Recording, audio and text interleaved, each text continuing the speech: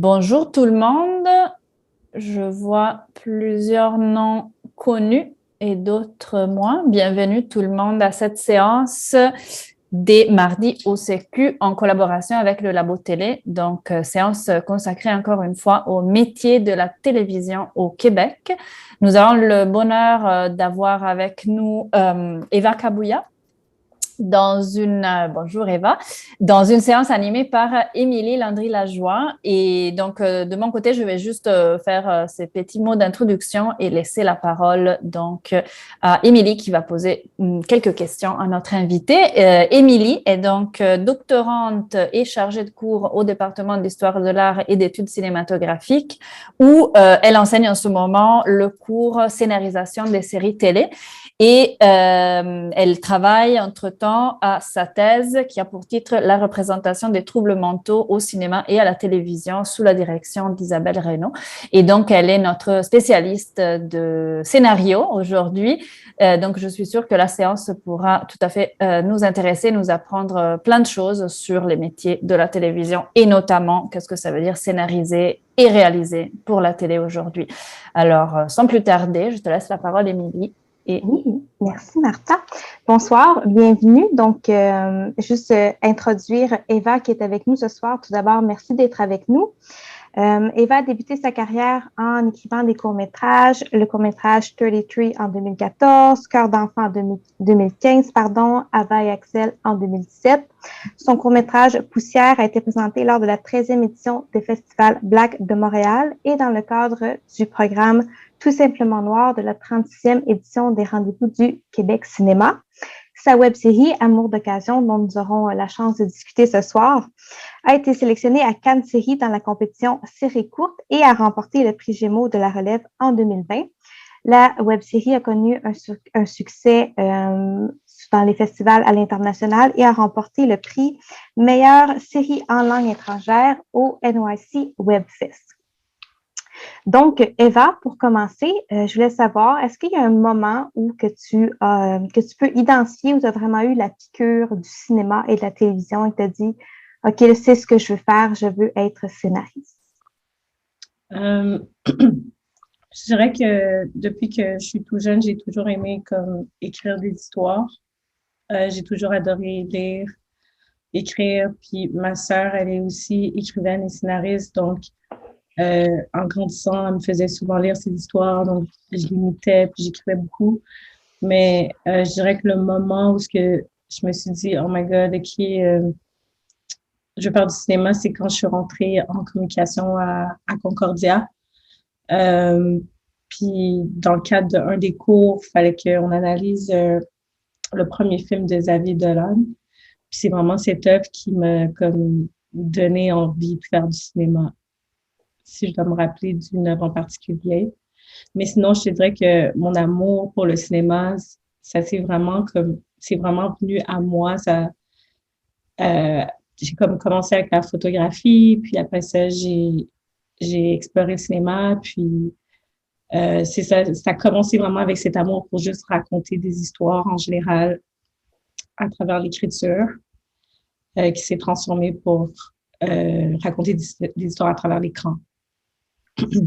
Et tu parles de photographie. Est-ce que tu peux nous dire quelques mots sur comment tu approches vraiment la phase conceptuelle de la scénarisation de la première fois que tu as eu une idée jusqu'à la première version d'un scénario? Tu sais, c'est quand même assez chaotique. Là, j'ai pas vraiment comme un processus. Moi, je peux être inspirée à tout moment dans la journée, souvent quand je marche. Des fois, j'entends des conversations dans la rue ou souvent des conversations avec mes amis. Puis ça m'inspire. Puis, genre, je les écris tout le temps dans mon téléphone. J'ai comme, dans l'application Notes, j'ai plein de conversations que j'ai entendues ou quand je marche, je vois des choses. Je prends des photos, puis ça joue beaucoup de façon chaotique dans ma tête. plein d'idées que finalement, il y a une idée peut-être qui va m'accrocher ou m'inspirer plus qu'une, puis que je vais constamment la nourrir ou constamment chercher de l'inspiration autour de moi pour nourrir cette idée. Mais j'ai pas genre un processus en tant que tel. Je sais pas si ça répond à la question. Oui, oui, ça répond certainement. Puis, est-ce que ça t'arrive d'avoir la page blanche? Puis, si ça t'arrive, est-ce que tu as des trucs pour y remédier? Ouais, c'est vraiment horrible. Ça m'arrive tout le temps. Tu sais, comme je suis en début de carrière, puis genre, moi, je suis encore en train d'apprendre, là, puis toute ma vie, je considère, toute ma carrière, c'est comme un learning process. Mais un truc que ma sœur m'a donné que je trouve qui marche vraiment bien, genre, c'est comme, parce que, tu sais, ça arrive souvent que t'écris, exemple, même quand t'as la motivation, t'écris, puis le lendemain, tu te relis, puis t'es comme, ah, c'est pas bon, puis là, c'est ça qui te bloque, tu t'auto-censures. Mais un bon truc que ma sœur m'a donné, c'est comme d'accepter que la première version, c'est de la merde, tu sais, que la première version, elle est pas bonne. La première version est jamais bonne. Puis si t'es capable de prendre un step back puis de voir ça comme l'écriture comme un long processus, c'est plus encourageant de dire, oh my God, c'est normal que ça soit pas bon, mais la 10e version, c'est déjà 10 fois meilleur, tu sais. Fait que, puis après ça, quand tu vas être rendu, mettons, je sais pas moi, à ta 5e, à 6e, c'est là que ça devient plus facile, que tu te dis, oh my God, j'ai tellement avancé. Mais il faut que tu passes à travers ce moment difficile où ce que tu trouves que qu'est-ce que tu as écrit, c'est pas bon, puis c'est normal. Et dans ce processus d'écriture, est-ce que tu es plus solitaire? Est-ce que tu aimes travailler chez toi ou est-ce que tu es plus du genre aller dans un café puis être vraiment avec l'environnement, faire relire qu'est-ce que tu écris? Ou tu attends plus d'avoir justement une version plus avancée là, pour recevoir des commentaires extérieurs à ton cercle, par exemple? Ouais, je travaille chez moi. J'aime beaucoup aller dans certains cafés qui m'inspirent pour faire différent quand je sens que je bloque, que je me sens étouffée. J'adore aussi, genre, juste appeler mes amis puis bouncer des idées. Moi, j'ai vraiment besoin de discuter de mes idées avec les gens. Fait que c'est quelque chose que je fais beaucoup. Je me fais, tu sais, comme je fais attention de pas trop me faire relire, en fait, parce que, tu sais, les gens, ils vont venir avec, faut que tu choisisses les gens avec qui tu veux te faire relire, tu sais, puis pour quelles raisons. Tu sais, ça peut être du monde dans le milieu, comme ça peut être du monde qui sont pas dans le milieu puis que tu les choisisses parce que, par exemple, tu trouves qu'un de tes personnages ou un de tes thèmes, cette personne-là est inspirée pour ça ou parce que, for whatever reason, mais de vraiment bien choisir les gens que tu vas relire. Sinon, il y a du monde qui vont donner des commentaires qui sont pas vraiment constructifs, qui sont plus destructeurs qu'autre chose parce que ils comprennent juste pas ton thème ou where you're coming from. OK. Et au niveau de la scénarisation, tu as écrit pour des courts-métrages, maintenant pour une web-série. Est-ce que tu considères que justement les nouvelles technologies, les nouveaux formats de diffusion, est-ce que ça l'affecte ton métier de scénariste? C'est sûr qu'un format va affecter un peu la façon que tu racontes une histoire. Une web-série, c'est un format qui est très court, puis c'est un format où on va beaucoup permettre d'expérimenter ou on va donner la chance à des créateurs émergents, comme on m'a donné la chance, où on va accepter de juste te donner plus de liberté dans la façon que tu veux raconter ton histoire. Fait que je trouve que les web-séries, c'est vraiment un bon format pour commencer. Ouais. Super. Et puis tantôt, tu parlais que tu notais dans ton téléphone des conversations que tu entendais. Est-ce que c'est des choses qui t'aident lorsque tu écris des répliques pour du dialogue? Est-ce que tu vas reprendre des phrases, des thématiques, des choses comme ça, ou c'est vraiment juste pour générer de l'inspiration? Honnêtement, j'aurais aimé plus souvent retourner dans ces notes. J'ai plein de notes. J'ai vraiment excessivement beaucoup de notes. Puis c'est rare que je retourne. Puis des fois, peut-être comme une fois, mettons, à chaque 6 mois, je vais relire. Puis j'ai trouvé genre des petites pépites d'or. Puis comme, j'ai comme, oh my God, ça, je peux l'utiliser. Mais dans le fond, c'est dans le but de les utiliser un jour. mais je retourne pas de façon systématique. OK. Des fois, je vais me rappeler de exactement qu'est-ce que j'ai écrit, fait que je vais le réutiliser, puis des fois, je vais juste tomber sur quelque chose au hasard, puis je vais être comme, oh my God, ça c'est vraiment bon, je peux l'incorporer, mais définitivement, prendre des notes, je pense que ça aide, ouais, absolument. Prendre des photos aussi beaucoup. Est-ce Peut-être plus de mon côté, la réalisation. Tu sais, moi, je sépare pas tant réaliser puis scénariser pour le moment. OK. Mais ouais. Est-ce que les photos, ça va t'aider pour créer des mood boards? Est-ce que tu vas les utiliser quand tu vas écrire des scènes? Est-ce qu'ils ont un but précis quand tu les prends ou c'est plus par la suite que ça t'inspire et que...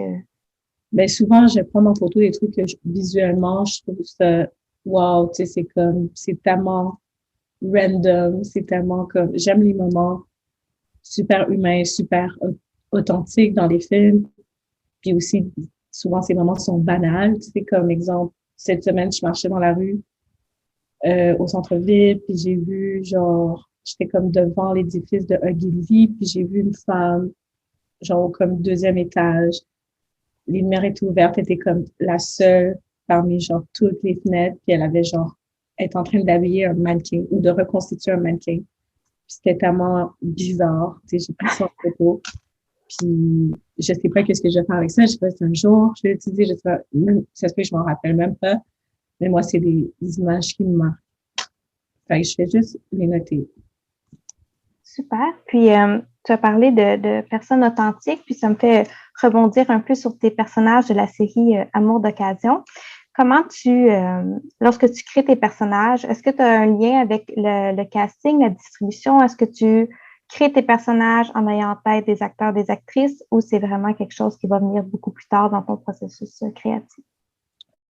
Des fois, oui, des fois, j'ai en tête des acteurs, puis d'autres fois, pas du tout. La plupart du temps, non, j'ai pas en tête d'acteur, j'ai en tête peut-être un type, genre un type de visage ou un type d'énergie que je voudrais retrouver en audition, vu que je suis aussi réalisatrice. Mais sinon, c'est rare que j'ai des acteurs, mais tu sais, pour Amour d'occasion, le seul personnage qui, en écriture, j'avais en tête, c'était Nate Husser. Depuis le début, depuis le moment où je pensais, même avant que j'écris les textes, quand je pensais au personnage, je pensais à lui, puis ça a été vraiment difficile de pouvoir l'avoir comme acteur. Okay. Mais finalement, quand j'ai eu, puis tu sais, c'était un peu un gamble parce que c'est même pas un acteur, c'est un rappeur. Puis c'était comme un match parfait, tu sais. Je pense pas que j'étais vraiment chanceuse, ça s'est vraiment bien passé, mais peut-être que des fois, finalement, c'est pas un bon match, mais des fois, oui. Puis c'est plus, c'est en fait réalisation et scénarisation avec tes acteurs, tes actrices. Est-ce que tu veux qu'ils soient très fidèles aux répliques du scénario? Est-ce que tu leur donnes une certaine liberté? Comment tu les diriges un peu à travers tout ça? Surtout là, tu dis que c'était pas un acteur déjà en partant. Non, justement, moi, je suis vraiment pas quelqu'un qui doit être fidèle au texte. Au contraire, je suis vraiment, comme je dis souvent à mes acteurs, si toi, tu as une façon de te le mettre en bouche, go ahead. Ou si tu as une suggestion, dis-moi. Je suis vraiment pas quelqu'un qui tient mordicus à ses textes. Je sais que en télé, ça peut être vraiment comme un non-non selon les diffuseurs. Mettons, Radio-Canada, ça passerait pas. Il faut que les acteurs ils disent vraiment leur ligne. Tout.tv, c'était un peu différent. J'avais comme beaucoup de liberté créative. Encore une fois, je pense que ça vient aussi avec le format, la série web. Mais non, non, au contraire, souvent, en fait, moi, quelque chose que j'aimerais beaucoup explorer, c'est comme l'improvisation. J'ai remarqué que souvent mes films préférés, il y avait beaucoup d'improvisation. Donc, puis ma scène préférée dans Amour d'occasion, les acteurs ont improvisé. Je leur ai donné comme quelques directives, puis après ça, ils ont improvisé, puis je trouve que c'est comme la scène qui a l'air le plus naturelle. Fait que non, je tiens pas au texte. Ah, c'est certain que à certains moments, il y a certains mots qu'il faut vraiment que tu dises pour une raison X, Y. Puis à d'autres moments, c'est pas tant important pour moi. Parfait. Puis, au niveau du montage, souvent on dit que le montage, c'est la troisième forme d'écriture. Est-ce que tu vas aller en salle de montage? Est-ce que tu veux voir les montages finaux avant? Comment tu procèdes là, avec cette étape-là qui est quand même très importante aussi? Ouais, ben pour Ramon d'occasion, j'ai co-monté aussi. Vraiment, je suis spécialisée par le montage toute seule, mais après être revenue genre du tournage, après avoir passé des mois à écrire, des mois en pré-prod, au tournage, c'était comme, j'ai eu genre un emotional breakdown, là, c'était comme impossible pour moi de regarder qu'est-ce que j'avais filmé. Fait que là, on a comme rajouté une co-monteuse. OK. Mais je suis quelqu'un qui, vu que j'ai commencé, tu sais, à l'école, tu fais tout, tu écris, tu réalises, tu fais le montage.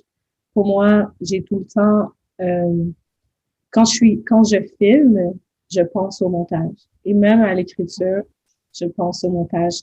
Donc, j'aime ça avoir la main mise sur le montage. J'aime ça moi-même, juste comme, genre, à la place d'essayer d'expliquer qu'est-ce que j'ai en tête, de juste comme le faire par moi-même. Mais qu'est-ce qui est fun aussi, c'est d'avoir aussi la perspective d'une autre personne, surtout pour les endroits où ce que tu bloques ou que, tu sais, il y a tout le temps, c'est jamais parfait, là, quand tu tournes, c'est jamais comme qu'est-ce que tu avais en tête, fait que trouver des solutions en montage. C'est clair qu'il y a une réécriture. Euh, mais oui, j'aime ça monter. Vu que je tourne, quand je tourne, je tourne le montage. Et la co-monteuse que tu as eue pour Amour d'occasion, est-ce que tu l'as choisie? Est-ce que c'est une relation? Est-ce que tu peux nous parler un peu de cette relation justement avec une co-monteuse?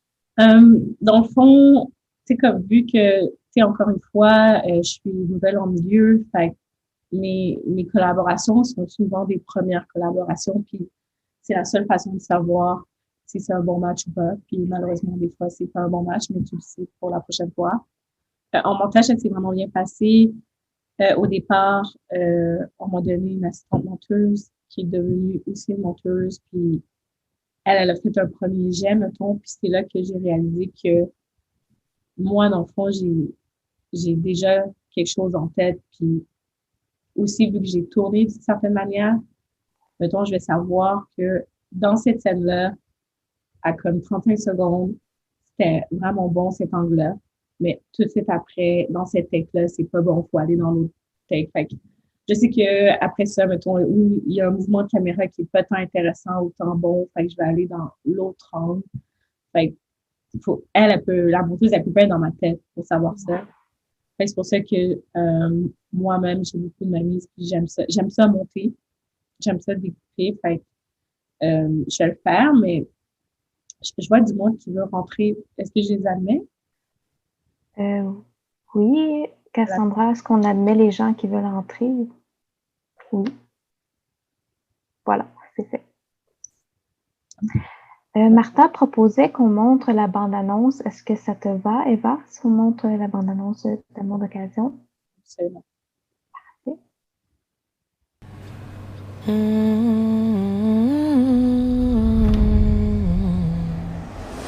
Vague de chaleur accablant s'installe aujourd'hui sur la grande région de Montréal. Le mercure dépasse présentement les 40 degrés Celsius avec des 没朋友，没男朋友，没小孩。 Veuillez laisser votre message après le bip sonore. Je m'ennuie. Je t'aime. Oui.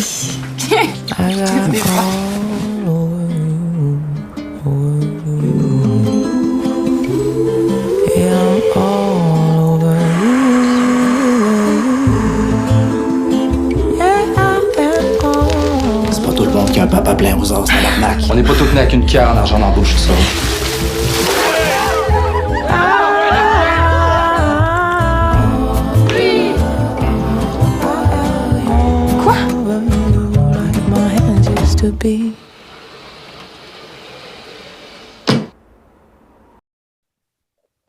Merci, Martha. Avant de continuer, je ne sais pas s'il y a des étudiants ou des étudiantes qui voudraient poser des questions. Sinon, j'ai plein de questions de prête. Oui, Gabriel. Oui, bonjour, vous m'entendez? Oui. Moi, ma question concerne vraiment l'écriture de scénario. On nous dit souvent que dans un scénario, il faut vraiment s'en tenir au strict minimum.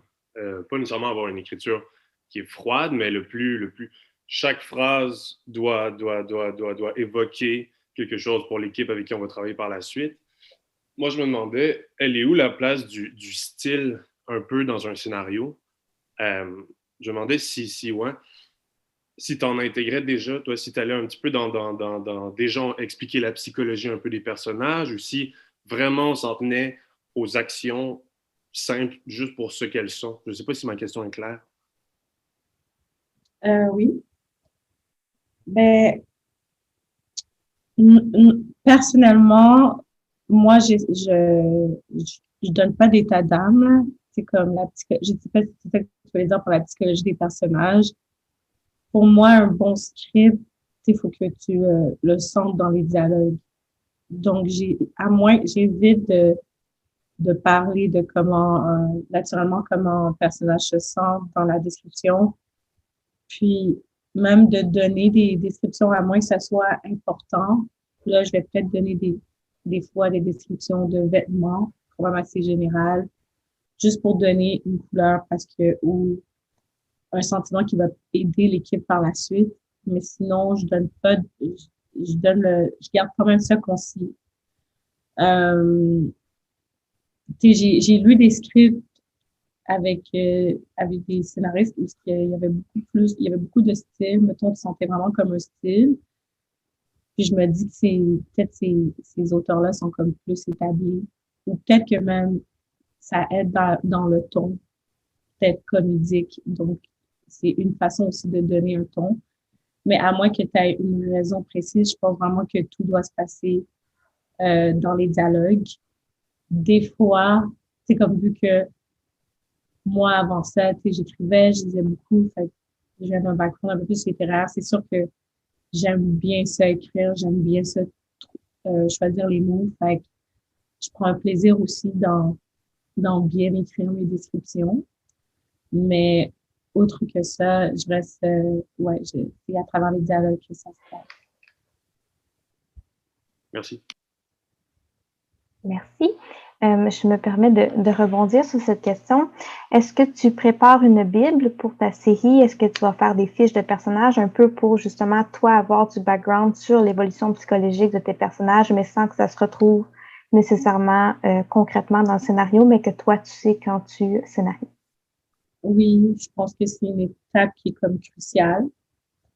Tous mes projets, j'écris une Bible, j'écris une description des personnages. Si c'est une série, c'est des synopsis, c'est le concept, les intentions, éventuellement l'approche de réalisation, des synopsis courts. Si exemple, c'est juste, je décide de faire un two-pager, un pitch. Là, ça peut être des synopsis courts, mais dès qu'un producteur ou un diffuseur est intéressé, il va te demander vraiment une Bible. Fait que c'est un travail qui est obligé d'être fait avec des descriptions détaillées des personnages puis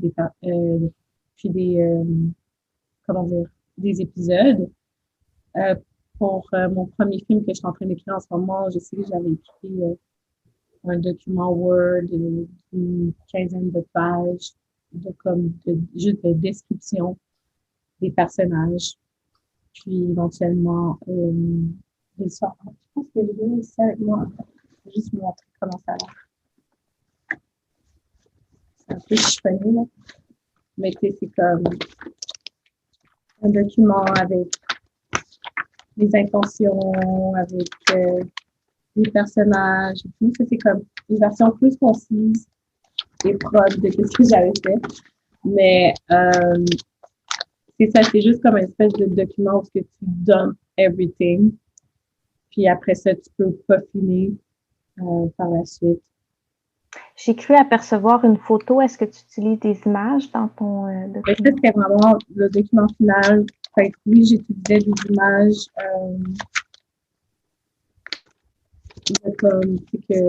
pour représenter les personnages, mais ça, c'est un peu une balle dans le pied, je trouve, des images ou des mood boards, parce que toi, tu vas voir quelque chose, puis l'autre personne, après ça, elle va voir something else. Puis c'est juste comme, mais c'est pas ça, it doesn't matter, ou c'est pas ça que je voulais mettre de l'avant. Fait faut faire attention avec les images. Je vois qu'il y a une question dans le chat. Je vais te la lire. Étant donné que vous ne mentionnez pas de directives plus psychologiques dans le scénario, est-ce que vous faites plutôt les spécifications avec les acteurs-actrices sur le plateau, étant donné que vous êtes aussi réalisatrice, ou alors les acteurs sont plus libres de jouer leurs personnages comme ils et elles le veulent selon les dialogues et les situations? Mais en fait, maintenant que j'y pense, tu sais, comme je sais que quand j'avais soumis les premiers scénarios aux diffuseurs à Tout TV de Amour d'occasion, ils voulaient plus de description. Je sais qu'à la base, je suis très conservatrice. Fait en parenthèse, souvent j'écrivais genre dans la ligne de dialogue, genre fâché, je sais pas, j'avais des discussions. Un truc, c'est comme de pas dire des trucs du genre attends, j'essaie de penser. En fait, de donner des descriptions générales pour l'acteur que lui, il va pouvoir après ça jouer avec. Moi, j'aime beaucoup aussi que les acteurs ils proposent des choses, mais tu sais, comme étant fâché, ben, il peut faire plusieurs choses avec ça. Mais si tu donnes une direction du genre, pour montrer qu'elle est fâchée, genre, elle plisse des yeux, mettons, là, tu lui dis comment montrer qu'elle était fâchée. Mais des fois, tu veux vraiment que le personnage fasse ça, fait que c'est important. Mais si ça change rien, moi, je reste générale quand même.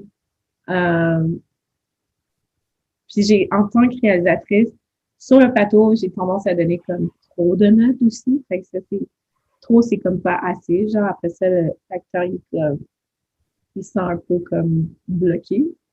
Fait que c'est quelque chose à laquelle je fais aussi attention. Mais ouais, je donne beaucoup de notes. Mais moi, j'adore collaborer avec mes acteurs. Tu sais, les acteurs, c'est mon outil principal. Donc, j'aime ça, savoir qu'est-ce qu'ils pensent ou comment eux, ils ont en tête ou s'ils veulent me proposer des trucs différents. Puis, il y a d'autres moments où je sais comme au mouvement physique près exactement qu'est-ce que je veux pour susciter quelle émotion. Fait que je vais dire à l'acteur qu'est-ce que je veux. Puis, à d'autres moments, je vais le chercher avec l'acteur. J'imagine aussi que c'est quelque chose que tu as développé aussi avec le temps. Plus tu fais de la réalisation, plus tu vois le ressenti des acteurs et des actrices. Là. Ouais, ben, tu sais, c'est comme dans mon occasion, il y a des scènes qui ont été, ça peut-être si on a le temps, tu sais, je pourrais vous montrer des scènes où que ça s'est mieux passé, ou d'autres scènes où que j'arrivais pas à dire à mon actrice qu'est-ce que je voulais. Elle comprenait pas, puis on n'avait pas le temps. Puis ça donnait qu'est-ce que ça donnait. Juste regarder, j'ai vu qu'il y avait d'autres petites questions.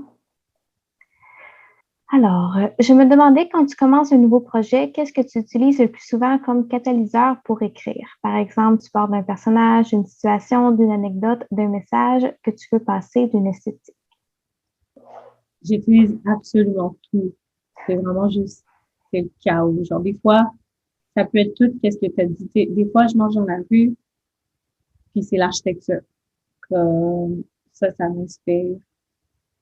Ou quelque chose que je trouve qui attire souvent, par exemple, mon regard. Si je donne un exemple, mon regard dans la rue, c'est comment les buildings, les maisons, les gratte-ciels sont découpés dans le ciel. Ça, c'est quelque chose qui me parle. Puis que peut-être qui m'inspire dans mes projets. Ou des fois, en fait, mon film, c'est très inspiré de mon ex. Il me parlait tout le temps de sa professeure et de qu'est-ce qu'il vivait comme étudiant en thèse. OK. Il devait savoir aussi. Puis, à chaque fois, je disais, My God, ta prof, c'est un personnage. Ta prof, c'est un personnage. Puis, à un moment donné, il m'a dit quelque chose, puis j'étais comme, impossible. C'est un film. J'ai décidé d'en faire un film, de changer plein d'affaires pour pas que la prof en question se reconnaisse, mais ouais, des fois, c'est des gens.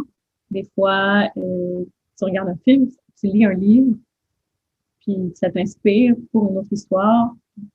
Souvent, en fait, quand j'étais jeune, je lisais des livres, puis j'aimais pas ça comment ça se finissait. Fait que moi, j'écrivais l'histoire que j'aimais lire. Ça fait n'importe quoi. c'est ça aussi qui est le fun du médium scénaristique. Je crois qu'on peut être inspiré de toutes sortes de formes d'art parce que c'est des formes d'art qu'on peut aussi inclure, que ce soit la danse, l'architecture, les arts visuels. Ça retrouve toute sa place dans le scénario. Martha, tu as la main levée. Je vais juste ajouter une précision dans cette question qui m'inspire, dans le sens où tu parles de l'inspiration visuelle. Je me demandais à quel point, par exemple, des inspirations d'autres films, je ne sais pas, je pense à l'influence de Spike Lee, peut-être elle a eu, en tout cas, elle a été mentionnée dans certaines critiques par rapport à ton travail, donc je pense que c'est quand même assez pertinent. Est-ce que ce genre d'influence-là se manifeste davantage au moment de la scénarisation ou bien au moment de la réalisation ou je sais pas, est-ce qu'il y a une différence dans ces deux phases du projet? Oui, mais tu sais, exemple Spike Lee, c'était quand même évident que c'était un hommage à J'ai pas mon occasion, c'est un hommage à Do the Right Thing. Fait que c'est dès le départ, au niveau du concept, dans l'écriture, j'avais ça en tête. Mais oui, c'est certain que des films m'inspirent à faire des films.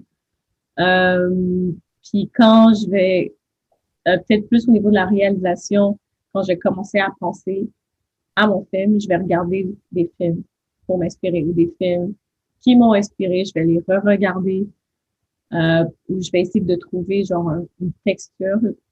Le mot texture, c'est quelque chose qui revient beaucoup quand je parle avec mon directeur photo.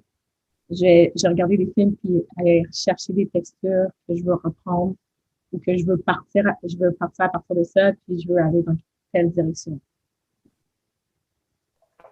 C'est sûr. Merci. Je vais lire la prochaine question qu'il y a dans le chat. Aujourd'hui, on parle beaucoup de représentation et souvent de mauvaises représentations pour faire vendre, que ce soit dans les représentations ethniques et aussi de minorités, LGBTQIA+. À votre avis, comment fait-on de la bonne représentation dans une série? Ouais, ben, naturellement, je trouve que la représentation, c'est super important. Je pense que faut pas avoir peur de représenter quelqu'un d'une autre culture. Je pense que la clé d'une bonne représentation, c'est la recherche. Quand une communauté est mal représentée, c'est parce que, selon moi, il y a eu une paresse au niveau de la recherche. De la même façon que tu écris un essai, tu passes des heures à la bibliothèque à écrire, c'est exactement la même chose quand tu écris un personnage d'une autre culture. Fait, tu peux lire sur la culture, tu peux regarder des films, mais surtout aller chercher de l'aide, aller chercher des gens qui appartiennent à cette culture, puis leur poser des questions et de jamais assumer. La seule chose que tu peux assumer, c'est que tu sais rien, que tu sais pas. De jamais assumer que tu comprends ou que tu comprends une culture, toujours assumer que tu vas avoir tendance à projeter ta perception sur cette culture. Fait un truc, c'est que, exemple, dans mon occasion, il y avait des gens d'origine chinoise. Les acteurs que j'ai choisis, c'est des acteurs qui sont chinois. Faut avoir aussi cette sensibilité que, genre, si tes personnages sont chinois, aller chercher des personnes chinoises. Excusez-moi,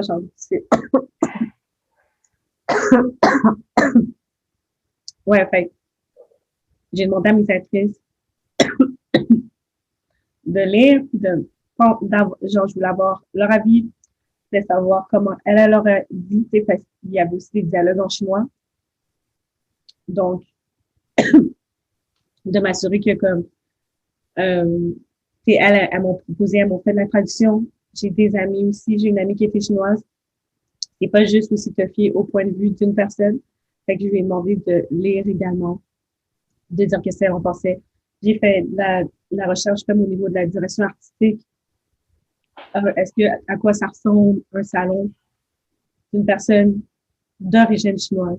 Parce qu'il y aura une différence entre une personne qui vient d'immigrer, il y aura une différence entre une personne qui est née au Québec, qui est chinoise, qui est d'origine chinoise. Si tu veux pas que ça soit stéréotypé. Puis ça, je pense que j'ai cette sensibilité parce que je suis une minorité moi-même, donc moi, je veux pas être mal représentée, puis je veux pas mal représenter d'autres personnes. Donc, de pas avoir peur de faire cette recherche, c'est beaucoup de recherche. mais au contraire de prendre plaisir à faire cette recherche et surtout d'aller chercher de l'aide, d'aller chercher du monde de cette communauté qui vont te lire, puis pas te fier aussi à juste une personne de cette communauté parce que une personne de cette communauté va vivre sa réalité d'une certaine façon, puis d'autres personnes. D'aller chercher aussi un personnage quelqu'un qui est proche de ton personnage, comme je te l'ai dit, dans son, quelqu'un qui a comme 50 ans d'origine chinoise n'a pas la même réalité qu'une personne qui a 20 ans d'origine chinoise. Ça fait combien de temps qu'elle est venue au Québec et tout. Fait que c'est toutes des questions qu'il faut que tu te poses. Est-ce que tu fais ta recherche toi-même ou est-ce que tu travailles avec une recherchiste pour tes projets? Moi, je fais ma recherche moi-même. On a une autre question. Vous avez dit toujours avoir eu un intérêt pour l'écriture depuis votre jeune âge. Je présume que vous êtes donc à l'aise à ce propos. Est-ce que vous avez rencontré des difficultés ou des insécurités lorsque vous avez commencé à réaliser ou alors il s'agissait d'un naturel pour vous comme c'est le cas pour l'écriture? Quand j'étais jeune, tu sais, comme j'adorais lire, ma sœur, elle écrivait beaucoup, puis elle me faisait lire ses histoires. Et moi, en cachette, j'écrivais mes histoires, puis je les faisais lire à mes amis. Comme, tu sais, genre, je lisais beaucoup de livres, genre, à l'autre rose, tu sais, genre, ben, j'écrivais des histoires d'amour ou whatever, que maintenant, j'ai comme tellement honte que jamais je peux lire aux gens. Fait que je me censurais pas, puis là, c'était facile. Puis là, en grandissant, là, c'est là que tu commences à te censurer, puis de te battre avec cette autocensure qui est difficile. Je voudrais, j'ai pas encore retrouvé genre cet élan naturel ou cet amour pour l'écriture qui m'habitait comme quand j'avais genre 14 ans. Comme en ce moment, c'est constamment une bataille. Mais donc non, c'est pas quelque chose qui me vient facilement. Quand j'ai commencé à réaliser, en fait, c'est ça que j'aime dans la réalisation, c'est que je me sens vraiment dans mon point de mire. C'est comme si que tout devenait clair. Je prends vraiment un plaisir. Euh, c'est sûr que quand tu commences n'importe quelle nouvelle forme d'art, il y a comme encore une fois, le learning process. Fait qu'il y a des, tu sais, la réalisation, c'est tellement large. Fait qu'il y a des trucs qui viennent plus facilement, puis il y a des trucs qui viennent vraiment plus difficilement. Ça peut être, exemple, au niveau du leadership, de gérer une équipe, c'est beaucoup de stress. Surtout quand tout le monde dans l'équipe a plus d'expérience que toi. Être un bon leader, c'est-à-dire comme susciter le respect, mais en même temps donner envie aux gens de comme contribuer à ta vision, c'est comme quasiment it's a game qu'il faut que tu apprennes à jouer, tu sais. Puis c'est une grande partie du travail. Ça, c'est comme c'est beaucoup, ça a été difficile dans la monde d'occasion. Aussi, quoi d'autre? Juste comme, ouais, de pas essayer de marcher dessus aussi parce que c'est tellement beaucoup d'ego. Tu travailles avec des gens qui ont tous leur expertise, qui sont tous des artistes. Fait que, genre, les choses peuvent devenir ugly vraiment quick. Donc aussi, faut peut-être des bons skills genre interrelationnels. Ça, c'est super important. Merci. On a une autre question. Pourriez-vous donner des conseils au niveau de l'écriture de dialogue? Qu'est-ce que pour vous un bon dialogue? Pour moi, un bon dialogue, c'est quand, ben, exemple que je regarde un film, puis quelqu'un dit quelque chose, puis je suis comme, oh my God, j'aurais dit exactement la même chose à cet endroit-là. C'est comme weird comme feeling. Ça, c'est rare. Mais quand ça arrive, je suis comme, wow, OK, j'aurais dit la même chose. T'sais. Ou alors, souvent, c'est plus, je trouve que c'est un mauvais dialogue quand tu sens le texte. C'est quand tu as l'impression de sentir le script. Quand les acteurs ils parlent, de sentir la structure. C'est supposé être naturel. Tu n'es pas supposé te poser des questions. Oui, puis je me permets de rebondir sur cette question. J'en avais une dans Amour d'occasion. Il y a plusieurs scènes de chicane où justement il y a une intensité dans la gradation du dialogue. Est-ce que c'est plus difficile d'écrire des scènes de dialogue justement qui sont plus intenses comme ça? Est-ce que tu approches ça différemment? Ben, je pense que, ben oui, c'est sûr, c'est difficile, mais même une scène où ce qu'il y a pas de, moi, qu'est-ce qui est plus difficile, c'est justement une des scènes où ce que ça représente la vie de tous les jours, tu sais, qui sont, moi, j'aime les films qui sont longs, où ce que, comme, il y a rien qui se passe, tu sais, où ce que c'est juste le monde qui parle. Fait que ça, je trouve ça plus difficile. Des scènes, des scènes qui sont similaires. C'est comme, t'as vraiment l'impression d'être dans la pièce avec les personnages. Puis c'est ça que genre, je veux atteindre dans chacune de mes scènes du mieux que je peux. Puis au niveau de la musique, qui a une grande importance dans Amour d'occasion, est-ce que tu écoutes la musique pendant que tu scénarises? Est-ce que tu sais déjà les chansons que tu veux mettre ou est-ce que ça se fait plutôt au montage? Comment tu approches cette étape musicale, si on peut dire? Puis ben, souvent, je fais comme une playlist, puis j'y pense même pas, mais j'ai une playlist pour chacun des projets sur lesquels que je travaille, mettons. OK. Puis quand je vais écrire, je vais souvent mettre la playlist. Ou des fois, il y a comme, ah, j'aimerais vraiment que cette chanson soit dans cette scène. Fait que quand je l'écris, je mets la chanson en boucle. Donc oui, la musique, ça fait beaucoup partie de mon écriture. Malheureusement, après ça, les droits et tout, c'est très difficile. Fait que c'est sûr que tu peux pas avoir nécessairement qu'est-ce que tu veux, tu sais. On n'est pas aux États-Unis, on n'est pas, on n'est pas Jean-Marc Vallée, on n'a pas genre, budget de Big Little Lies, donc, ouais. Puis, dans Amour d'occasion, le lieu est très important. Le quartier Saint-Henri devient quasiment aussi vivant qu'un personnage. Est-ce que tu peux nous parler un peu de la place que ça a pris dans ton processus créatif de création aussi de la série? Mais oui, moi, je suis dans le quartier Saint-Henri j'ai vécu là à partir de 10 ans. Puis avant ça, j'étais à côté dans la petite Bourgogne. Fait que j'ai grandi dans ce quartier. À tous les jours, je faisais le même chemin de chez moi au métro pour aller à l'école, environ 15 minutes de marche.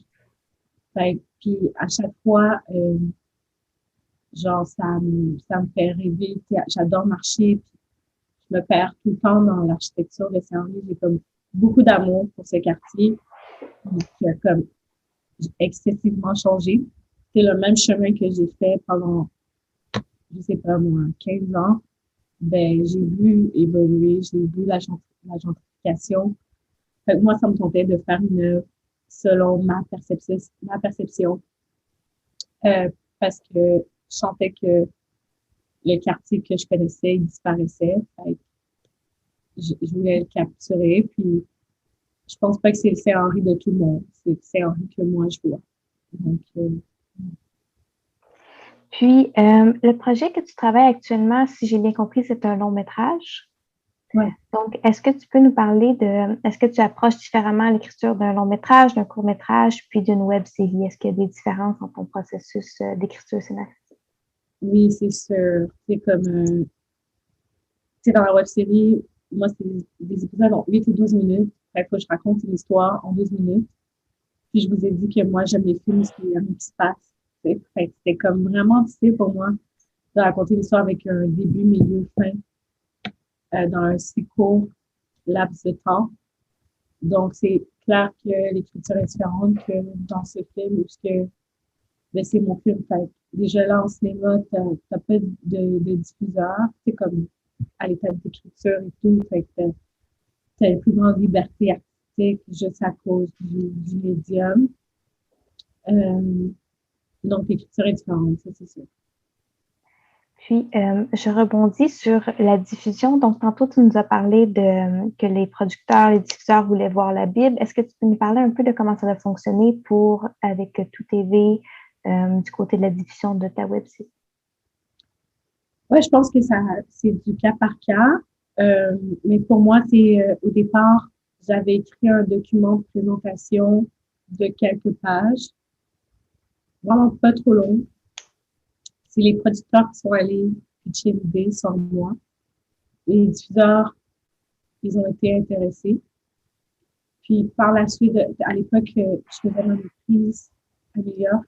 Donc, parallèlement, moi, j'ai continué à brainstorm. J'ai rencontré 2 filles dans le programme d'écriture à NYU. Moi, j'étais en cinéma, avec qui ça a vraiment cliqué. Puis, j'aurais parlé de mon idée, puis on se rencontrait une fois par semaine, puis on brainstormait, puis on continuait à comme développer les personnages.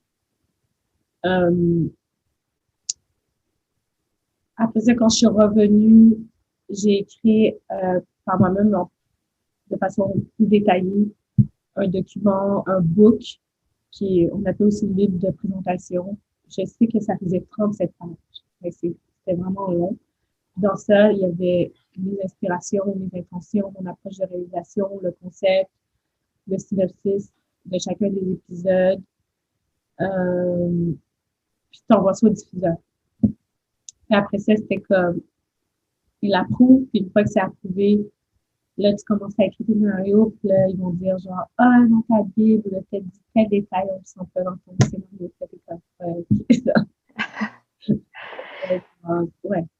J'avais beaucoup d'ambition dans ma Bible, puis après ça, la réalité budgétaire, les ressources, ça fait que tu dois souvent te réorienter, mais si tu es bien encadré avec une bonne boîte de prod, ils vont être capables de flaguer ça dès le départ. Martha? Est-ce que tu te vois continuer à travailler en télé ou bien en cinéma ou bien les deux, peu importe, tu te sens à l'aise dans n'importe quel milieu? Le cinéma, c'est vraiment mon dada. La télé, ça m'intéresse. Je pense que je consomme plus de télé que de cinéma en ce moment, de film. Mais c'est juste, honnêtement, la réalité chez les diffuseurs en ce moment, c'est vraiment difficile d'avoir un projet. Là. Je trouve que c'est encore les vieux de la vieille, les vieux de la vieille ou de la vieille, je sais pas c'est quoi l'expression, mais comme c'est pas tant ouvert qu'ils essaient de le faire montrer. Donc la télé, c'est moins ouvert que le cinéma. Ouais, définitivement. Est-ce que tu peux nous parler un peu plus des obstacles que tu peux rencontrer ou que tu as rencontrés? Si c'est pas trop délicat. En plus que comme moi, avec ma façon de penser, les personnages que je vais apporter, les histoires que je vais apporter, je pense que les diffuseurs, ils veulent prendre moins de risques. Ils sont comme, tu sais, moi, j'ai eu des diffuseurs qui m'ont contacté directement, ce qui arrive jamais, tu sais. Un diffuseur ne va pas nécessairement contacter un artiste. Comme moi, je veux travailler avec toi, pitch-moi quelque chose, c'est ça qu'on recherche. Je leur pitch quelque chose. Ah, on aime vraiment beaucoup l'idée, mais nous, est-ce que tu peux changer ça, je leur pitch exactement qu'est-ce qu'ils me demandent. C'est jamais, c'est tout le temps, il y a tout le temps, c'est tout le temps bon, mais il y a tout le temps quelque chose, tu sais. Puis, je sais pas, je suis un peu, je pense que je suis un peu bitter, mais je pense sincèrement que les diffuseurs sont pas prêts à prendre des risques. Puis ils assument qu'est-ce que les gens veulent voir à la télé. Il y a une sous-question. Est-ce que c'est spécifique au Québec selon toi? Ouais, je pense vraiment qu'on est arriéré ici. Genre, je parle les gens qui prennent des décisions, là. Je parle pas les Québécois, mais les gens qui prennent des décisions à la télé, c'est comme on veut faire ce type de projet. Puis la télé, c'est une business. Parce qu'on sait que c'est ça qui fonctionne. On sait que, genre, j'ai eu un diffuseur qui est comme, on aime ton projet, on veut le faire, mais on veut que tu fasses ces modifications-là. Puis ça changeait la nature du projet, tu sais. Parce que ça va plus, parce que ton projet, c'est pas un projet selon nous, jeune adulte, mettons.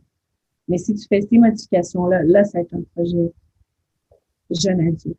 Puis je trouvais ça par rapport, puis à la fin de la journée, tout ce qui est genre, tout ce qui est catégorie, c'est pensé en fonction de vendre. Tu sais, c'est pas vraiment réel, tu sais.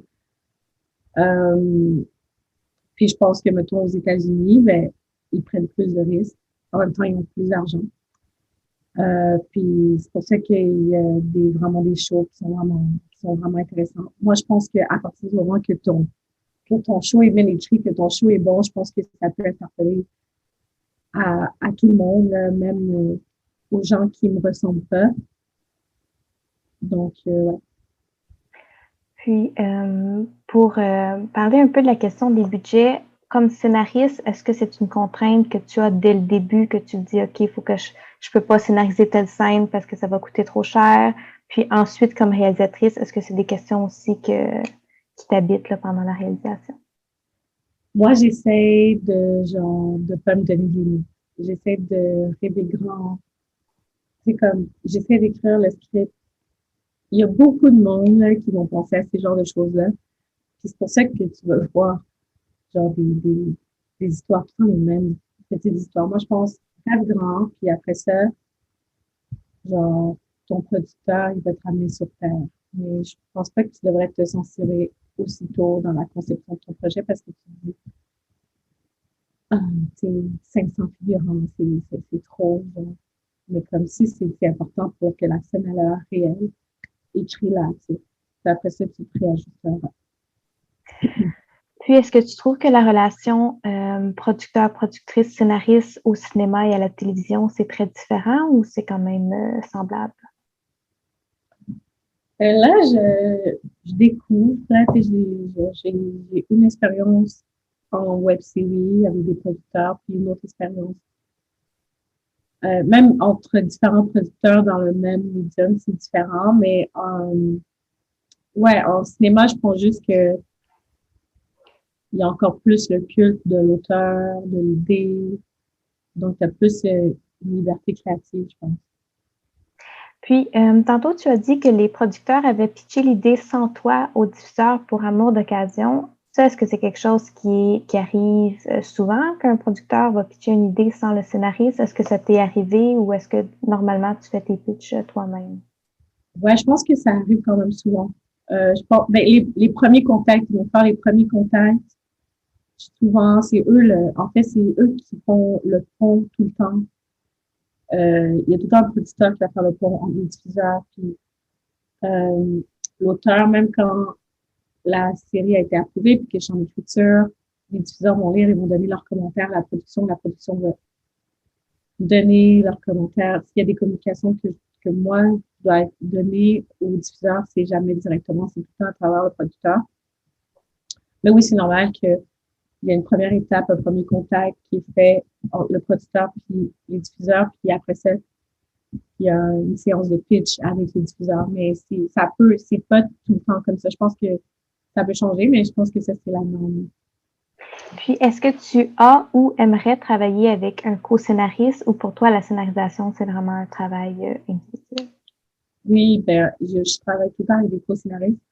Mon long métrage, c'est le seul projet où j'ai pas de co-scénarisation. Est-ce que tu aimerais avoir un co-scénariste pour ce projet ou c'est quelque chose que tu veux vraiment faire seul? Ben, mon long métrage, j'ai décidé que je voulais vraiment, ça me tentait de relever ce défi seul pour le moment. Peut-être que along the way, je vais vouloir avoir de l'aide ou incorporer quelqu'un, mais pour le moment, c'est moi qui l'écris. Puis, tu as tout le temps des scripts éditeurs que eux, ils t'aident, qui conseillent à la scénarisation. Puis, environ combien de versions de scénario tu fais, par exemple, entre le synopsis, le scène à scène, la première version, la deuxième version? Est-ce que ça varie d'un épisode à l'autre ou est-ce que toi, tu dis toujours, je vais avoir au minimum 5 versions de scénario? Ça peut varier d'un épisode à l'autre. Je pense pas à ça. C'est pour amour d'occasion. Peut-être que j'ai eu, genre, à un moment donné, c'est plus des chiffres, c'est comme version bleue, version jaune, version verte. J'ai à peu près le même nombre de versions par épisode. Certains, une version de plus, d'autres de moins, mais ouais. Puis, on a parlé des synopsis tantôt. Est-ce que toi, quand tu penses à un épisode, tu as vraiment le début, le milieu, la fin tout de suite en tête? Est-ce que tu écris la fin en premier? Comment tu approches l'écriture des synopsis? Moi, ben, tu sais, un plan, je pense que c'est super important, donc d'avoir le squelette, d'avoir le scène à scène de ton épisode, de ta saison, faut que tu saches comment ta saison termine. Tu sais, mais ceci étant dit, si toi, t'es inspiré, genre, que tu te sens prête à écrire, genre, jamais comme, faut jamais s'arrêter puis se dire, oh my God, faut que j'aille penser à mon personnage, faut que j'aille faire ma vie, faut que j'aille avant. Non, si t'es inspiré, juste comme, lance-toi puis écris, genre, tout le temps, tu sais. Puis après ça, c'est sûr qu'il y a des fois que tu t'assoies et que tu fasses ça. Parce que pour les producteurs, pour ton co-scénariste ou pour les diffuseurs, il faut que tu passes par cette étape, puis même pour toi. Mais si tu te sens inspiré, ben, écris. Puis quand tu bloques, là, après ça, tu peux commencer à brainstorm sur tes personnages. Tu as parlé de ta relation avec le directeur photo. Est-ce que c'est une personne ressource pour toi quand tu scénarises? Est-ce que tu vas lui faire lire des scènes? Est-ce que tu vas lui demander des conseils, commentaires, rétroactions sur ton scénario? Avant, je faisais ça. Là, je pense que c'est plus une bonne idée. Parce qu'un directeur photo, c'est un directeur photo. Fait que là, c'est ça, quand je dis choisir les gens à qui tu fais lire ton histoire, il y a du monde qui vont te donner des commentaires par rapport. Puis ça va vraiment te ralentir ou te détruire. Donc, de choisir les gens à qui raconter, à qui tu vas parler, qui va vraiment bien comprendre c'est quoi que tu as envie de faire. Puis pas juste à n'importe quel artiste. Donc, non, je pense pas que le directeur photo devrait être impliqué aussi. Tu as parlé de ton amour de la littérature. Est-ce que tu vas aller lire des livres aussi qui vont traiter de thématiques semblables, par exemple, lorsque tu vas scénariser un projet? Oui, je vais soit acheter des livres qui parlent du thème. Un truc qui me fait peur, exemple, dans mon film, c'est que je sais que mes personnages sont plus intelligents que moi. Donc là, je vais essayer de lire des livres que mes personnages vont lire. Ouais, ou juste ou juste lire en général. Je pense que c'est une bonne chose. Quand tu es un écrivain, ben, tu lis. Quand tu es un réalisateur, tu regardes des films. Puis quand tu écris des scénarios, tu devrais lire des scénarios. Je dis ça, mais je le fais pas. Donc, je le fais pas assez. Donc, oui, il faudrait lire absolument. On a une question dans le chat. Oh, en fait, il y en a deux. J'ai commencé avec la première. Est-ce qu'il y a des différences majeures entre l'écriture d'un scénario d'une série télé-web, et d'un long métrage dans le but d'une projection en salle? Ben oui, comme je l'ai dit, c'est différentes conventions pour un long métrage que pour une série. Il y a beaucoup de conventions, il y a des conventions du genre, que ce soit à la télé, que ce soit au cinéma. Si ton film, c'est un film d'auteur, on dirait qu'il y a comme quasiment, il n'y a pas de règles. Il y a des règles, mais tu peux faire ce que tu veux. Puis si t'es à la télé, sinon, faut que t'aies une structure. Faut que t'aies un milieu, un début, une fin. Donc, ouais, il y a vraiment des différences. Après ça, c'est quoi ces différences-là? Je pense que t'es en web série aussi, je pense qu'il y a une certaine liberté. Tu peux aussi t'amuser. Mais les diffuseurs, ils vont tout le temps, ils vont tout le temps te demander une structure, ils vont tout le temps essayer de trouver une structure. La question de la quête des personnages, les peurs, les désirs, ça se retrouve dans n'importe quel médium. Mais oui, je pense que c'est vraiment différent écrire pour un film puis écrire pour une série. Puis, de ce que j'ai compris, tu as fait tes études à Concordia et NYU. Je me demande donc si tu trouves que ça a affecté positivement ou négativement tes œuvres ou ta manière d'écrire d'avoir fait tes études en anglais.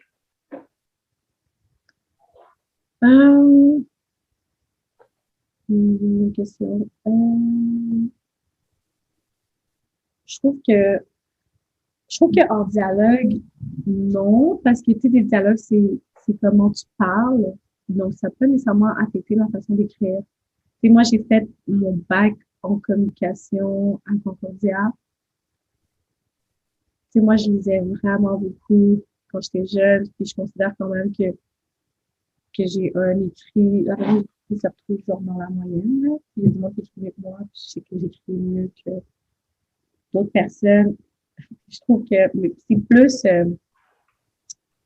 c'est moins au niveau de l'écriture de dialogue, c'est plus en termes d'écriture, genre justement pour aller chercher des subventions, aller chercher.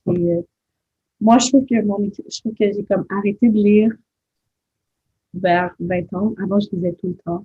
Fait que j'ai l'impression que mon niveau d'écriture a comme stagné au niveau que j'avais quand j'avais 20 ans. Ou peut-être 23 ans, mais il était déjà élevé par rapport honnêtement aux autres personnes qui lisent pas tous les jours. T'sais.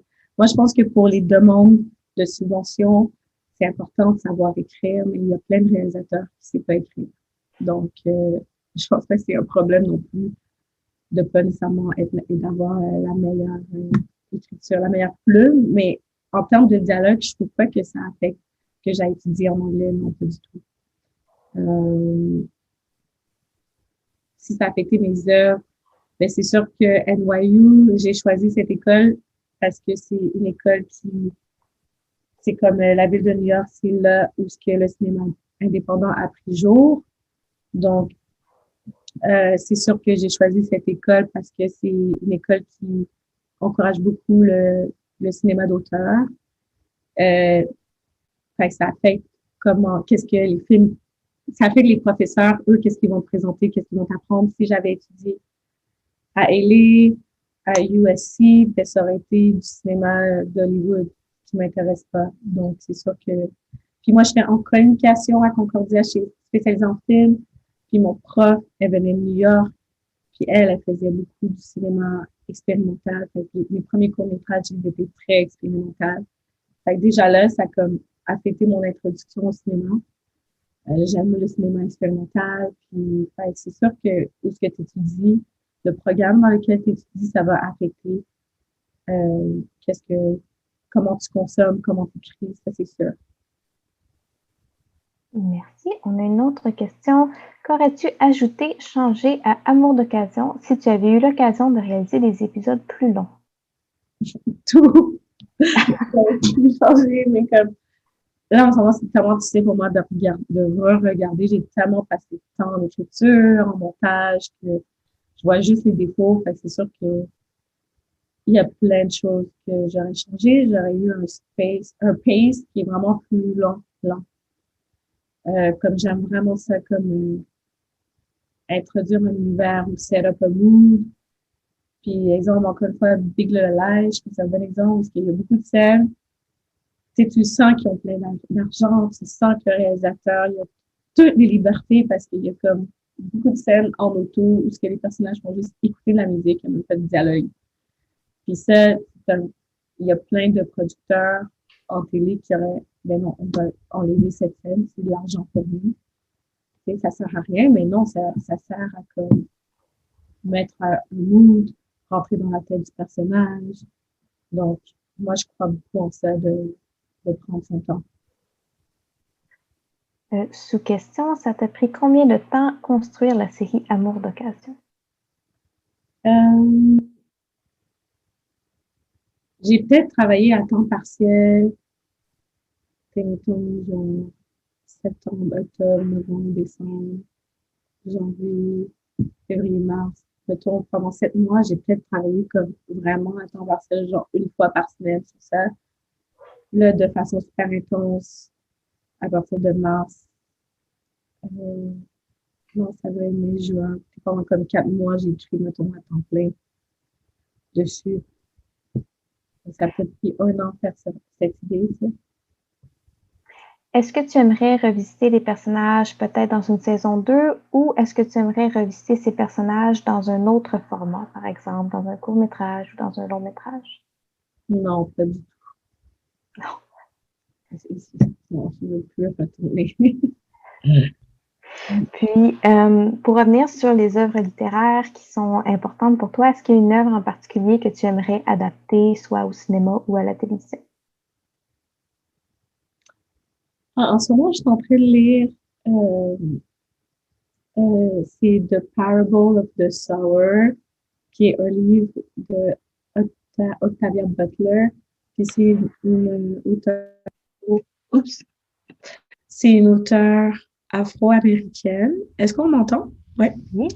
Puis elle écrit genre des science-fiction, genre avec des personnages noirs. Puis le genre science-fiction, c'est comme un genre où les Noirs ont juste été comme exclus là, en littérature, tu sais. Fait que c'est vraiment fun, qu'est-ce qu'elle écrit. Ou c'est un peu aussi post-apocalyptique, c'est genre des genres où on a été exclus, puis même le genre de l'horreur. Il y a un genre auparavant où on était exclus, ou que genre on mourait, le personnage noir mourait tout le temps en premier, puis du monde comme Jordan Peele, il y a comme une renaissance des films d'horreur. noir, parce qu'il y a comme aussi un commentaire euh, social. Fait que je trouve ça super intéressant. Fait que j'aimerais ça adapter genre un livre de Octavia Butler ou une science-fiction. Mais j'ai déjà même lu qu'il y avait déjà quelqu'un qui était en train d'adapter en film ce livre. Donc, ouais, si je devrais faire l'adaptation de livre, ça, c'est qu'est-ce que j'aimerais faire. Super. Martha? Oui, et pour continuer dans ce sens, donc, on parle de littérature écrite par des personnes noires et donc une culture quand même assez rarement représentée au petit écran. Je me demandais s'il y avait d'autres séries, j'imagine américaines, parce que tu parles un peu de la différence avec le paysage ici, qui t'inspire, qui te semble aller dans le bon sens, si on peut parler de bon sens en termes de à la fois représentation et ou même expérimentation. Voilà. Oui, tu sais, comme j'ai beaucoup aimé I May Destroy You. Ça, c'est tellement poignant comme série. Je sais pas si vous l'avez regardé. C'est Michaela Coel qui a comme scénarisé cette série. Je pense que c'est British, puis c'est sur la culture du viol. Mais c'est juste tellement bien écrit. C'est dur à regarder parce que la culture du viol, c'est tellement banalisé. Mais c'est comme tellement des impacts dévastateurs. Fait qu'elle, c'est fou comment elle a pu capturer justement la culture du viol dans notre société aujourd'hui. C'est que c'est banal, it's everywhere, it's everyday. Puis il y a beaucoup de femmes qui se sont fait violer, puis qui gardent ça, qui continuent à vivre. Puis qu'est-ce qui est particulier avec cette série, c'est que c'est un peu l'histoire de l'auteur, qu'elle avait écrit une série ou pas avant ça, sa première série, c'était Chewing Gum. Puis c'est une série genre absurde, complètement absurde, vraiment comédique, vraiment drôle, qui a eu vraiment du succès, qui était même sur Netflix à un moment donné. Puis là, pendant qu'elle vivait le succès de cette série, elle s'est fait violer. Puis, I May Destroy You, c'est genre, hey, c'est comme un peu, c'est semi-autobiographique. Puis c'est genre, une fille, c'est l'histoire de cette auteure qui a vécu un viol vraiment traumatisant. Puis comment elle vit ça, puis c'est vraiment bon. Sinon, j'aime beaucoup Atlanta.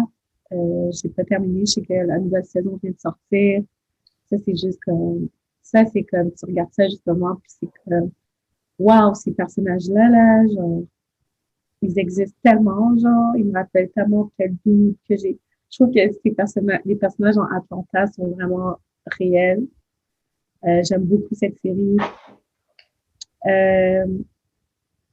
Il y a Rami aussi, qui est la série d'un espèce un jeune hipster à New York, d'origine égyptienne, qui veut aussi, qui est musulman, qui veut pratiquer sa foi, mais qui en même temps, il y a comme des tentations de tous les jours, puis qui vit à New York. Fait que ça, c'est comme tellement une réalité qui est différente. Fait que ça, c'était juste a breath of fresh air.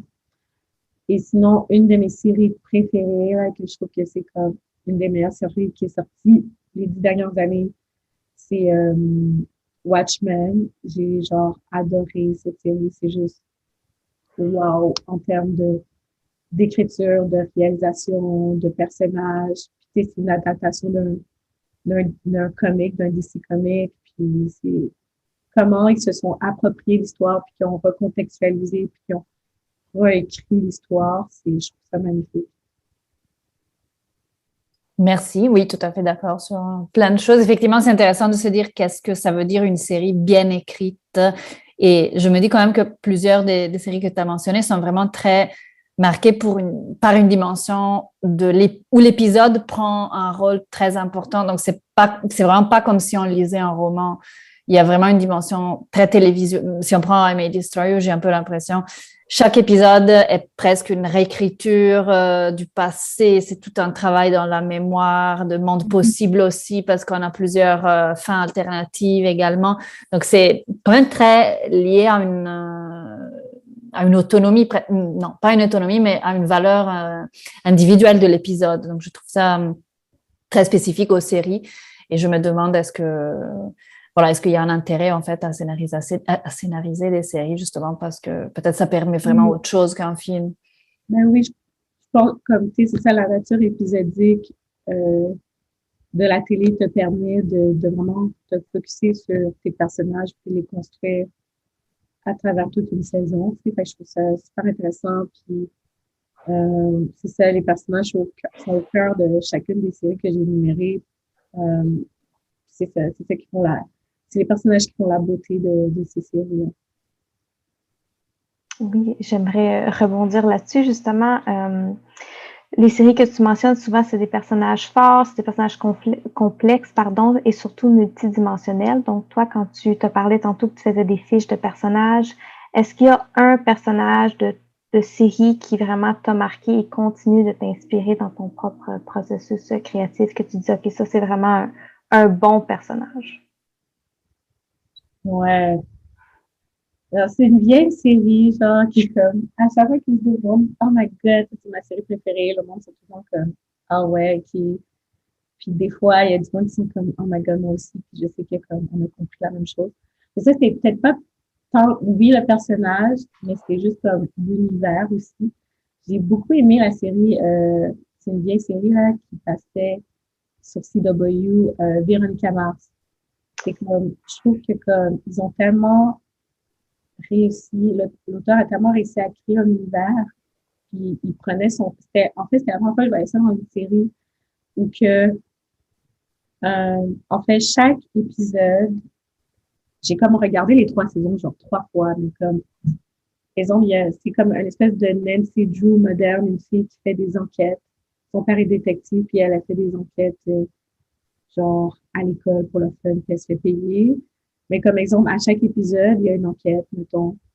Puis, dans une saison complète, il y a une enquête principale qui dure toute la saison, genre. Puis tu réalises aussi que quand tu recules, quand tu regardes les 3 saisons, il y a une enquête aussi qui se développe à travers les 3 saisons. Fait que c'est juste comme vraiment impressionnant.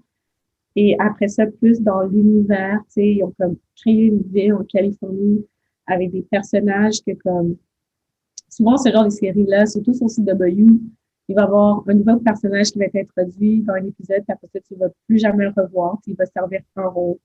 Mais qu'est-ce qui était fun avec Véronica Mars, c'est que, complexe aussi, c'est que, par exemple, ils vont introduire un personnage, puis tu vas penser qu'il est là juste pour remplir tel rôle, mais finalement, tu réalises 8 épisodes plus tard que, finalement, ce personnage-là, il revient quelque chose d'autre, ou il va revenir dans la saison 2, puis ça va être un personnage avec une quête plus importante.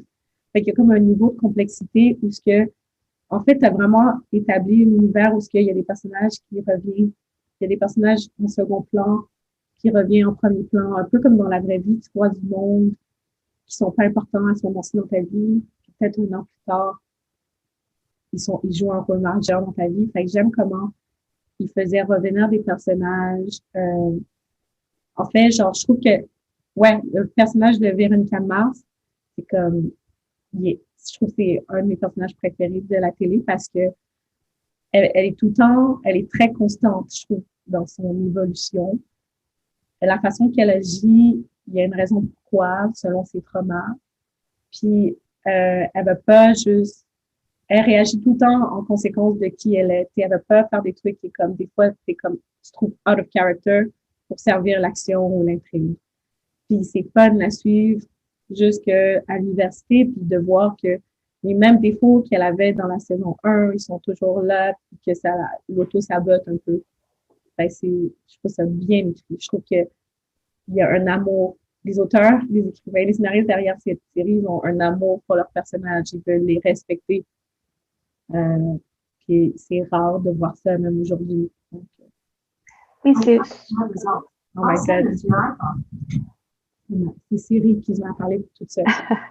On voit souvent des personnages, justement, qui sont peut-être pas au fil des saisons, qui deviennent un peu moins fidèles à eux-mêmes, puis qui agissent différemment, puis ça nous décroche un peu en tant que que spectateurs et spectatrices. Donc, c'est peut-être le souci du détail, justement, qui est porté dans la création du personnage. Pour moi, c'est ça qui est le plus important en télé, c'est de vraiment respecter tes personnages, de vraiment les comprendre, puis de pas les sacrifier pour l'intrigue. Je trouve que c'est ça la force de Game of Thrones jusqu'à la dernière saison. Ça veut juste, je trouve qu'ils ont comme, ils ont pas respecté leurs personnages, tu sais. Alors qu'ils ont fait ça pendant 5 saisons, puis ils ont tout gâché à la fin, selon moi. Ouais, c'est des commentaires qui sont revenus souvent, justement, que c'était plus fidèle à ce qui avait été établi, justement, au fil de 5-6 saisons. En ce sens, je me demande, pour toi, en tant que scénariste, souvent, il y a des scénaristes qui vont dire moi, les personnages me parlent, ou ils transmettent ce qu'ils veulent dire à travers moi. Toi, comment tu approches ça? Est-ce que les personnages sont vraiment vivants pour toi quand tu les crées, ou est-ce que c'est quelque chose qui se bâtit au fil des épisodes, par exemple, l'évolution psychologique de tes personnages? Alors, c'est quoi la question?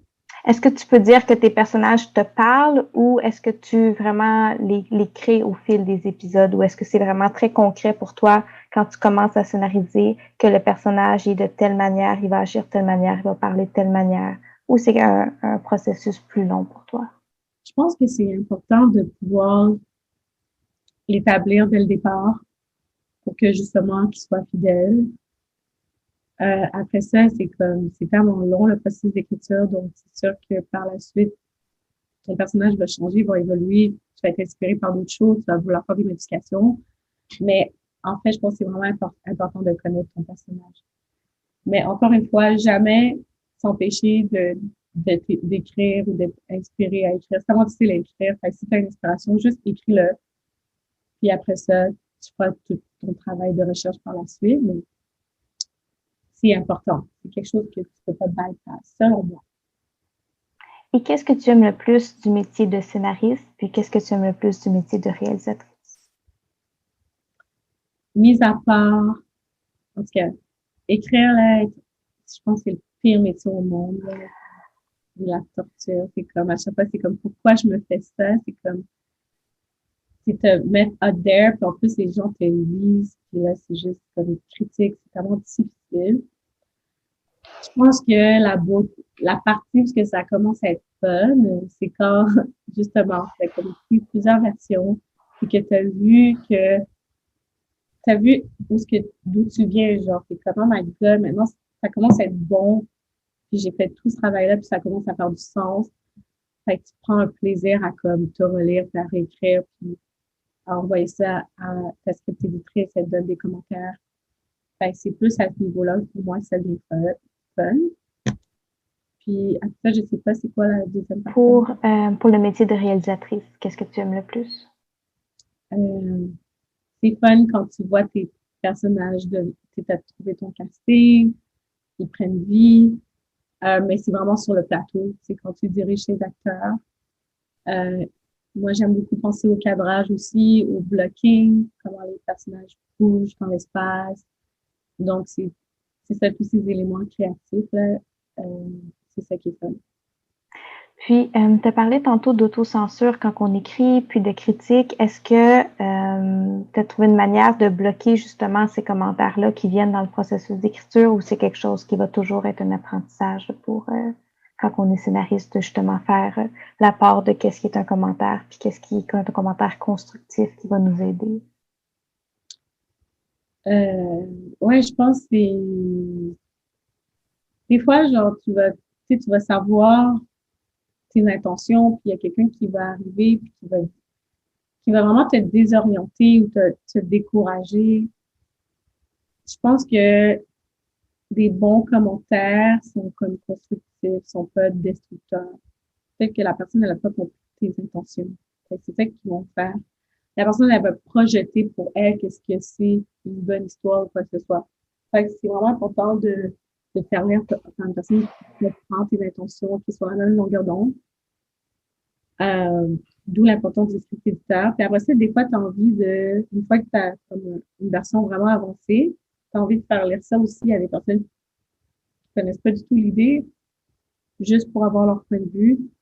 Mais je pense que c'est avec le temps que tu vas c'est avec les essais et erreurs, ouais, que tu es mieux en mesure de faire des choses. Puis, si demain matin, tu pouvais écrire le scénario d'un épisode de n'importe quelle série télé, est-ce qu'il y a une série télé en particulier que tu aimerais travailler dessus? Que ce soit ici ou à l'international? Mon rêve, ce serait de faire un épisode pour Black Mirror. Genre, c'est comme tellement, genre, mon genre d'histoire. L'aspect des médias, la technologie, puis j'ai étudié en communication, comme, fait que l'histoire de la technologie, des médias, je trouve ça super intéressant.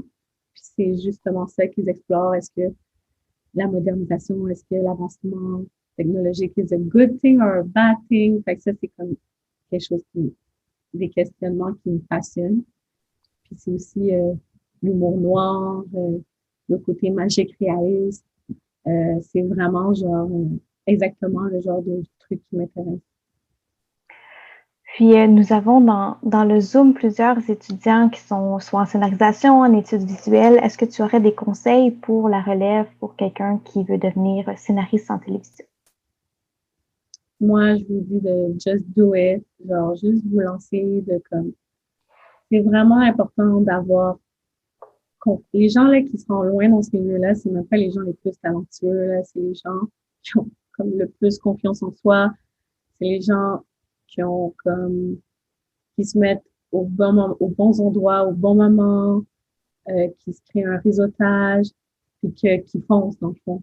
Fait que c'est juste de le faire, de pratiquer son écriture, d'être confiant que comme, OK, je suis peut-être pas rendu où ce que je vais être, puis je vais travailler. Fait que de juste le faire, de juste, c'est ça, littéralement juste fais-le comme, ça va pas être facile, tu vas manger des murs, il y a des portes qui vont se refermer devant toi, il y a rien qui est facile. Fait que de pas abandonner, je pense que c'est ça. Si c'est ta passion, si c'est qu'est-ce que tu veux faire, ben de te, comme à toi-même, de te dire, de te faire la promesse que je vais travailler jusqu'à temps que j'ai pas rien. Puis, est-ce que tu veux nous dire quelques mots sur tes projets actuels? Tu nous as parlé de la scénarisation d'un long métrage. Est-ce que toi, tu travailles sur un projet seulement à la fois ou est-ce que tu fais plusieurs projets? Je fais plusieurs projets en même temps. Je pense que c'est une bonne idée de faire plusieurs projets.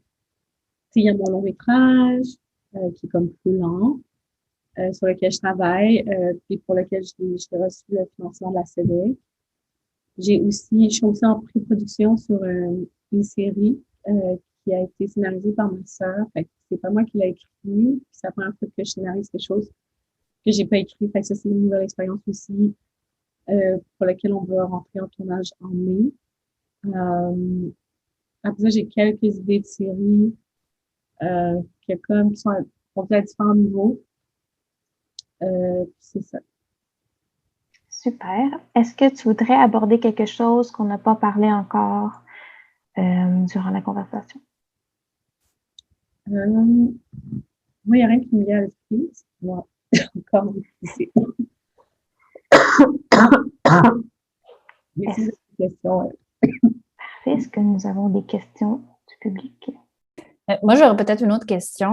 Donc, parce qu'on dit beaucoup aux étudiants, lancez-vous, essayez vos choses.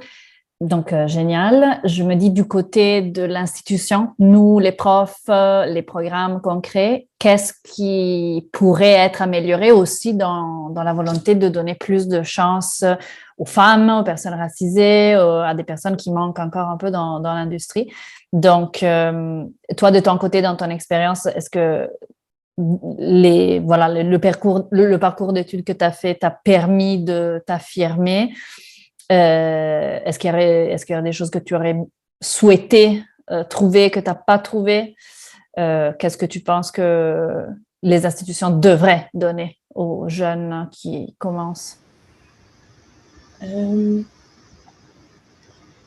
Ouais, c'est ça. T'es souvent, je pense, les personnes de couleur, vu qu'ils sentent que c'est pas une industrie qui s'adresse à eux, vont pas nécessairement aller là où il y a beaucoup de monde qui vont étudier ailleurs, qui déménagent. Je pense que c'est comme d'encourager les jeunes à s'inscrire dans ces programmes-là. de présenter des films, des auteurs racisés, d'autres façons de raconter des histoires aussi.